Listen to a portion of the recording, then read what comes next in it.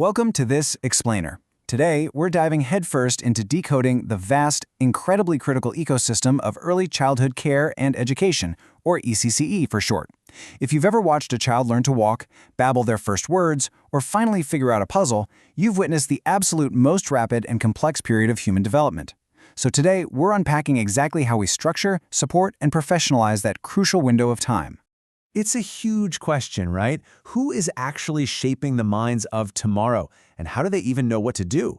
In this Explainer, we're going to see how deep psychological theory translates into practical everyday care, and we'll explore the genuinely incredible career paths of the professionals doing this vital work. All right, here's our roadmap for today. We've got 5 stops: the early childhood framework, inside the child's mind, the shift to substitute care, building the perfect preschool, and finally, careers in the ECC ecosystem. Let's get right into it. Starting off with Section 1, the Early Childhood Framework. So early childhood care and education isn't just glorified babysitting, it's actually a highly structured framework. We break it down into 2 distinct blocks, birth to 3 years and 3 to 8 years. Why those specific cutoffs? Well, it's all about keeping up with the literal explosive growth happening in a kid's brain and body during these specific windows. It's about providing targeted, science-backed support not just to the child, but to parents and the wider community in the huge task of child-rearing. Moving on to Section 2, inside the child's mind. Development here happens at breakneck speed. We're talking 3 distinct stages. First, you've got the infant, birth to 2 years. This is a period of total dependency. They need adults for literal survival and foundational emotional security.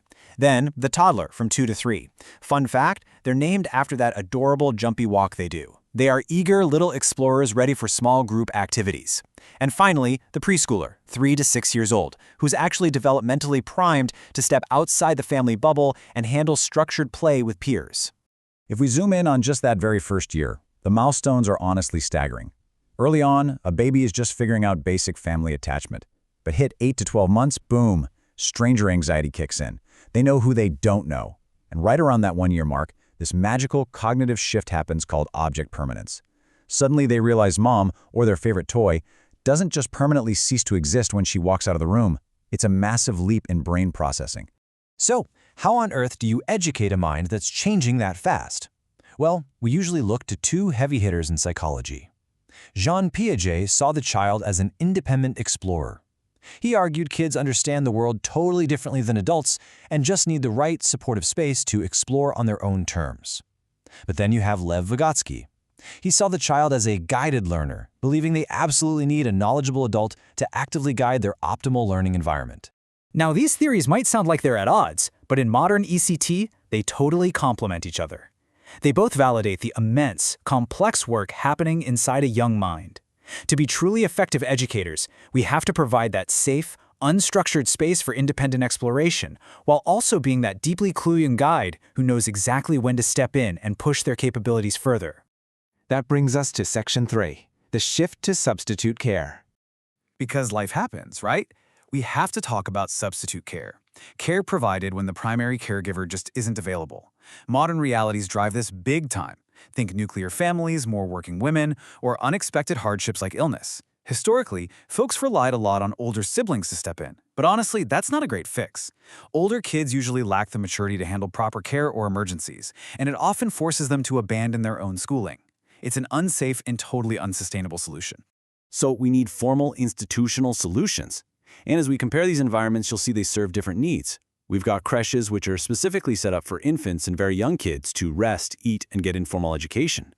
Daycare centers step in for a wider age range during typical work hours. And then there are ungan wadis, which literally translates to courtyard shelter.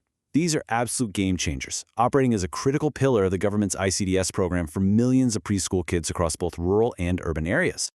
Let's head into Section 4, building the perfect preschool. To keep quality high across all these different institutions, educators rely on major foundational documents like the National Curriculum Framework, or NCF 2005. This framework establishes 3 massive pillars for all ECE initiatives. First, holistic development, making sure kids fully realize their potential. Second, school readiness, so the jump to formal schooling is smooth. And third, which is absolutely vital, providing a support ecosystem. This means essential support services not just for the children, but for women and families as well. When you break down the NCF's principles, it's a pretty brilliant blueprint. It outright dictates that play and art have to be the core foundation of learning. The environment needs to offer a mix of familiarity to make them feel safe, but enough challenge to spark growth. It stresses recognizing those unique features of a child's mind. Shout out to Piaget. And my personal favorite, blending textbook learning with local culture and materials, so what happens in the classroom actually feels connected to the child's home life. Ultimately, the optimal preschool stacks these elements perfectly, kind of like building blocks. At the very base, you absolutely need loving, highly trained staff and a rock-solid, safe, hygienic environment. Layered on top of that is the social and emotional support, fostering independence and peer connection. And sitting at the very top, a child-centered, play-based pedagogy. In fact, if you've ever heard of Montessori schools, they run on very similar foundational principles developed by Maria Montessori. And finally, Section 5, Careers in the ECE Ecosystem. So what does this actually look like on the ground? Well, as kids get physically independent, like learning to eat or use the toilet, the caregiver's job totally morphs. You go from basic physical supervision to active creative stimulation. You have to facilitate expression through voice modulation, storytelling, and music. You really have to master playway delivery, teaching without rigid instruction. And honestly, you need a crazy amount of adaptability, because as any parent knows, whatever you planned is probably going to change in real time. It takes a highly specific synthesis of skills to pull this off. You need the deep knowledge in pedagogy, really understanding child development. You need massive interpersonal and creative skills to answer the endless stream of curious questions with genuine enthusiasm. But you also need sharp administrative and practical skills for record-keeping, accounting, and interacting professionally with parents. It is a wildly demanding, multifaceted role. And because it's so complex, ECCE isn't just some stepping stone job, it's a serious professional field with clear upward mobility. You can start with foundational nursery teacher training. From there, you can grab diplomas from open universities. For folks wanting to go even deeper, there are full graduation and post-graduation degrees in child development, all the way up to advanced PhD research that contributes to the very science of how human beings learn. The professional ecosystem here offers incredibly dynamic opportunities.